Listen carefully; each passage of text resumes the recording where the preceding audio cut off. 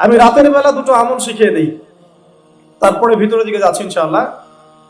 নবী সাল্লাল্লাহু আলাইহি ওয়াসাল্লাম বলেছেন, রাতের বেলা, এখন যে আমরা রাতে আছি, ঘুমানোর পূর্বে কেউ যদি সূরাতুল মুলক তিলাওয়াত করে, তাবারাকাল্লাযী বিয়াদিহিল মুলক ওয়া হুয়া আলা কুল্লি শাইইন কাদির, এই সূরাটা কার কার মুখস্থ আছে হাত উঁচু করেন দেখি। যদি অন্ধকারে আমি খুব একটা দেখতে পাচ্ছি না। আচ্ছা, মাশাআল্লাহ। নবী সাল্লাল্লাহু আলাইহি ওয়াসাল্লাম বলেছেন, রাতের বেলা যদি আপনি সূরা মুলক তেলাওয়াত করেন, নবী সাল্লাল্লাহু আলাইহি ওয়াসাল্লাম বলেছেন যে সেই ব্যক্তিকে আল্লাহ রাব্বুল আলামিন কবরের আযাব থেকে বাঁচিয়ে রাখবেন ইনশাআল্লাহ। আমরা কি কবরের আযাব থেকে বাঁচতে চাই না? আল্লাহ পাক আমাদের সবাইকে সূরা মুলক হিফজ করার তৌফিক দান করুন এবং রাতের বেলা পড়ার তৌফিক দান করুন, এবং যাদের শক্তি সামর্থ্য আছে এটার অর্থ বোঝার তৌফিক দান করুন এবং সেটাকে বাস্তব জীবনে আমল করার তৌফিক দান করুন, আমিন। 2 নম্বর আমল বলে দেই। নবী সাল্লাল্লাহু আলাইহি ওয়াসাল্লাম বলেছেন, রাতের বেলা ঘুমানোর সময় কেউ যদি 3টা সূরা 3 বার করে পড়ে, সূরা ইখলাস 3 বার, সূরা ফালাক 3 বার, সূরা নাস 3 বার। সূরা ইখলাস কোনটা? কুল হুয়াল্লাহু আহাদ। সূরা ফালাক কোনটা?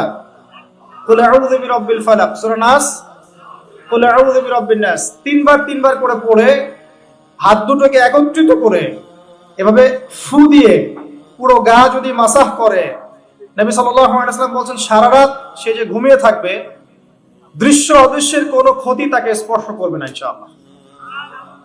এই আমলটা কি করতে পারি না? আল্লাহ তৌফিক দান করুন। আরেকটা সূরা সম্পর্কে নবীজি বলেছেন, রাতের বেলা কেউ যদি ঘুমানোর সময় পড়ে বিছানায় গিয়ে, আল্লাহ রাব্বুল আলামিন তাকে শিরকের পাপ থেকে বাঁচিয়ে রাখবে ইনশাআল্লাহু আযজা ওয়া জাল। শিরকের পাপ কি? আল্লাহর সাথে অংশীদার করা, যেই পাপের কারণে প্রতি 1999 জন মানুষ জাহান্নামে যাবে। এটা কোন সূরা আগে বলে নেই, এই সূরার নাম হচ্ছে সূরাতুল কাফিরুন। কুল ইয়া আইয়ুহাল কাফিরুন লা আ'বুদু মা তা'বুদুন। এই সূরাটা যে ব্যক্তি রাতের বেলা বিছানায় গিয়ে পড়বে, আল্লাহ রাব্বুল আলামিন তাকে শিরকের পাপ থেকে নিজেই বাঁচিয়ে রাখবেন ইনশাআল্লাহ। আর শিরকের পাপ আপনাকে বোঝাচ্ছি একটা হাদিস দিয়ে, মাত্র একটা হাদিস। দেখুন, আমি অনেকদিন বলেছি শিরক 3 ভাবে হয়। চিন্তায় শিরক হয়, কথায় শিরক হয় এবং কাজে শিরক হয়। এই 3টা ক্যাটাগরিজে শিরক হয়। এক্সাম্পল দিচ্ছি, কেউ যদি চিন্তা করে, কারো আকীদা থাকে যে এই মহাবিশ্বের কোনো স্রষ্টা নাই, সে ব্যক্তি মুশরিক। কারো যদি আকীদা থাকে যে মহাবিশ্বটা আল্লাহ পাক সৃষ্টি করেননি, বিগ ব্যাং দিয়েই সৃষ্টি হয়েছে, শিরক হবে। কিন্তু যদি কেউ এই আকীদা পোষণ করে যে হ্যাঁ, বিগ ব্যাং এর সৃষ্টি হয়েছে, কিন্তু বিগ ব্যাং সংগঠিত করেছেন কে? মহান আল্লাহ, তাহলে শিরক হবে না ইনশাআল্লাহ। ঠিক আছে? আর এই কথাটা কিন্তু আল্লাহ পাক সূরা আম্বিয়ার মধ্যে বলেছেন। আপনারা কি জানেন যে বিগ ব্যাং এর কথা সূরা আম্বিয়ার মধ্যে বলা আছে? কত নম্বর আয়াতে? জি, মাশাআল্লাহ, যুবকরা অনেক পড়াশোনা করে, মাশাআল্লাহ। আল্লাহ পাক তাদের জ্ঞান বাড়িয়ে দেখ, দোয়া করি। আল্লাহ পাক বলেন, আওয়ালাম ইয়ারাল্লাযীনা কাফারু, যারা কুফরি করেছে বা করছে তারা কি লক্ষ্য করে দেখে না? কি লক্ষ্য করে দেখে না? আন্নাস সামাওয়াতি ওয়াল আরদা কানাতা রাতকান। আল্লাহ পাক বলেন, এই মহাবিশ্ব এবং এই পৃথিবী একটা বিন্দুর মধ্যে কেন্দ্রীভূত ছিল, একটা বিন্দুর মধ্যে কেন্দ্রীভূত ছিল। ফাফাতাকনাহুমা, আল্লাহ পাক এটাকে বিস্ফোরিত করে দিয়েছেন, পৃথক করে দিয়েছেন। এটা কিসের দলিল? এটা কি বিগ ব্যাং এর দলিল নয়? অতএব কেউ যদি আকীদা রাখে হ্যাঁ বিগ ব্যাং থেকে সব সৃষ্টি হয়েছে, মানে ঠিক আছে, কিন্তু এটা সংগঠিত করেছেন কে? আল্লাহ সুবহানাহু ওয়া তাআলা। আল্লাহ পাক বলেন শুরুতে হুয়াল আউয়াল ওয়াল আখির, আল্লাহই প্রথম, আল্লাহই শেষ। ওয়া যাহির ওয়াল বাতিন, তিনি সুস্পষ্ট, তিনি গোপন। ওয়া হুয়া বিকুল্লি শাইইন আলিম, প্রতিটা বিষয় সম্পর্কে তিনি জ্ঞানী।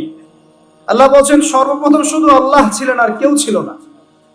আর এক সময় আসবে, কুল্লু মান আলাইহা ফান ওয়া ইয়াবকা ওয়াজহু রাব্বিকা যুল জালালি ওয়াল ইকরাম।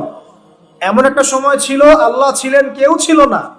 আবার একটা সময় আসবে শুধু আল্লাহ থাকবেন আর কেউ থাকবে না। আল্লাহ পাক যখন ছিলেন, তারপরে আল্লাহ পাক সৃষ্টি করেছেন আরশে আজিম। আরশে আজিমের প্রশস্ততা বুঝাতে একটা হাদিসের মধ্যে এসেছে, একটা উদাহরণ এসেছে যে একটা ঢাল, ঢাল মানে ওই যে যুদ্ধের সময়, ওই সময় আগে যে ঢাল ইউজ করা হতো হাতে, এক হাতে তরোয়াল ছিল, এক হাতে কি ছিল? ঢাল। একটা ঢাল যদি রেখে দেওয়া হয়, এবং এখানে যদি 7টা স্বর্ণ মুদ্রা রাখা হয় বা রৌপ্য মুদ্রা রাখা হয়, যতটুকু অনুপাত হবে এই পুরো কুরসি আর এই যে 7টা মহাবিশ্ব, এর অনুপাতটা অনেকটা এমন। কথা বুঝতে পারছেন? এটা ওয়াসিআ কুরসিয়ুহু সামাওয়াতি ওয়াল আরদ, আয়াতুল কুরসির মধ্যে পড়ছেন না? এটাই সেই কুরসি। উদাহরণ এমন ভাবে দেওয়া হয়েছে। আবার নবীজি বলছেন সাল্লাল্লাহু আলাইহি ওয়াসাল্লাম, ওই ঢালটাকে, পয়সা ভর্তি ওই ঢালটাকে যদি আমরা একটা মরুভূমিতে রেখে আসি, তাহলে মরুভূমির তুলনায় ঢালটা যতটা ছোট, আরশের তুলনায় কুরসি অতটুকু ছোট। আমি কি বুঝাতে পারছি? আর এই আরশের উপরে আছেন আল্লাহ রাব্বুল আলামিন। তাহলে চিন্তা করেন আল্লাহ রাব্বুল আলামিন কত ম্যাসিভ, কত বড়। এটাই বলি আমরা আল্লাহু আকবার। যখন আমরা মাথা নত করি আমরা কি বলি? আল্লাহু আকবার, আল্লাহ পাক সবচেয়ে বড়। এটাই হচ্ছে আকবার শব্দের মিনিং। আমরা বলি সুবহান রাব্বিয়াল আ'লা, এটা আ'লা এর মিনিং। আমরা বলি সুবহান রাব্বিয়াল আযীম, এটা হচ্ছে আযীমের মিনিং। আমি কি বুঝাতে পারছি ভাই? আচ্ছা, এবার আসেন, আল্লাহ পাক আরশ সৃষ্টি করেছেন এবং আরশটা ছিল পানির উপরে। কানা আরশুহু আলাল মা, আরশটা কোথায় ছিল? পানির উপরে। এরপর আল্লাহ রাব্বুল আলামিন 7টা মহাবিশ্ব সৃষ্টি করেছেন মাত্র 6 দিনে। কয় দিনে? 6 দিনে। ফি সিত্তাতি আইয়াম আল্লাহ পাক বলেছেন। আর আল্লাহ পাকের একদিন আমাদের কত দিনের সমান? মাশাআল্লাহ, সব জানেন মাশাআল্লাহ। আসেন ওয়াজ করেন। মাশাআল্লাহ, এটা ভালো লক্ষণ। আল্লাহ পাকের একদিন আমাদের দিনের হিসেবে কত দিনের সমান? 50,000 বছরের সমান। এটাই বলা হচ্ছে কিয়ামতের মাঠে মানুষ দাঁড়িয়ে থাকবে 50,000 বছর, হিসাব শুরুই হবে না। মানুষ হিসেব শুরু করার জন্য নবীদের দ্বারস্থ হবে। আদম আলাইহিস সালামকে গিয়ে বলবে যে আমরা দাঁড়িয়ে থাকতে থাকতে ক্লান্ত, আল্লাহর কাছে সুপারিশ করেন, অ্যাটলিস্ট আল্লাহ পাক বিচারটা শুরু করুন। আদম আলাইহিস সালাম বলবেন যে আমি পারছি না। নূহ আলাইহিস সালামের কাছে তিনি বলবেন আমি পারবো না। তারপরে আসবে ইব্রাহিম আলাইহিস সালাম, আমি পারছি না। নবী মুসা আলাইহিস সালাম, আমি পারছি না। ঈসা আলাইহিস সালাম, আমি পারবো না। সর্বশেষ কে? মুহাম্মদুর রাসূলুল্লাহ সাল্লাল্লাহু আলাইহি ওয়াসাল্লাম, যার উম্মত আমরা, সৌভাগ্যবান উম্মত আমরা, যার দিন নিয়ে আমাদের খুব একটা ফিকির দেখা যায় না, যার দিন আমরা 4 সাবজেক্ট বানিয়েছি। দুনিয়া আমাদের প্রথম সাবজেক্ট, তাই না ভাই? বাস্তবতা এমনই। তো সেই নবী সাল্লাল্লাহু আলাইহি ওয়াসাল্লাম তখন সিজদায় পড়ে যাবেন। আল্লাহ রাব্বুল আলামিন তাকে যা শিখিয়ে দিবেন সেই দোয়া তিনি তখন করবেন। এবং এমন কিছু জিকির আল্লাহ পাক শিখিয়ে দিবেন যেটা ওই সময় আল্লাহ পাক তাকে শেখাবেন। সুবহানাল্লাহ। এবং আল্লাহ রাব্বুল আলামিন তাকে বলবেন তুমি মাথা উঠাও, তোমার কি চাওয়া আমার কাছে চাও। তখন নবী সাল্লাল্লাহু আলাইহি ওয়াসাল্লাম সুপারিশ করবেন উম্মতের জন্য ইনশাআল্লাহ তাআলা।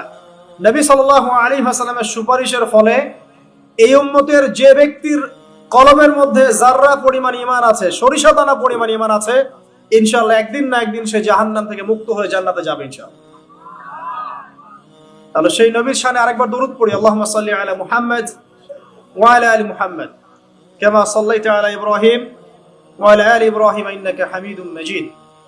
আল্লাহুম্মা বারিক আলা মুহাম্মদ ওয়া আলা আলি মুহাম্মদ কামা বারাকতা আলা ইব্রাহিম ওয়া আলা আলি ইব্রাহিম ইন্নাকা হামিদুম মাজিদ। দেখুন, এভাবে আল্লাহ পাক মহাবিশ্ব সৃষ্টি করেছেন। মহাবিশ্ব সৃষ্টি করে আল্লাহ পাক ক্ষান্ত হন নাই। আল্লাহ সুবহানাহু ওয়া তাআলা অনেকটা সময় পর সেখানে মানুষকে পাঠিয়েছেন। সূরা দাহার পড়বেন, আল্লাহ পাক বলেন হাল আতা আলাল ইনসানি হিনুম মিনাদ দাহরি লাম ইয়াকুন শাইআন মাযকুরা। আল্লাহ পাক বলেন মানুষের উপর এমন একটা সময় চলে গেছে যে মানুষ